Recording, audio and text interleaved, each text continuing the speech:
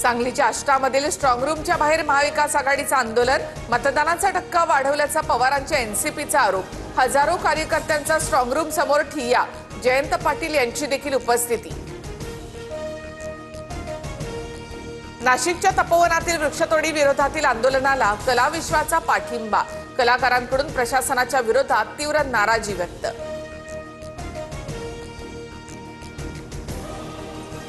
काही लोक राजकीय कारणाने पर्यावरणवादी झालेत, जास्तीत जास्त झाडं कशी वाचवता येऊ शकतात याबाबत विचार सुरू। तपोवनातील वृक्षतोडीवरूनच्या टीकेनंतर फडणवीसांचा निशाणा। तपोवनातील वृक्षतोडी संदर्भात सामोपचाराने तोडगा काढला पाहिजे, ट्विट करत अजित पवारांकडून सयाजी शिंदे यांच्या भूमिकेचं समर्थन। राज्यातील महानगरपालिका निवडणुकांच्या प्रक्रियेला वेग, राज्य निवडणूक आयोगाने उद्या सर्व पालिका आयुक्तांची बैठक बोलावली। मतदार याद्यांमध्ये मोठ्या प्रमाणात त्रुटी आढळून आल्यानंतर बैठक होणार।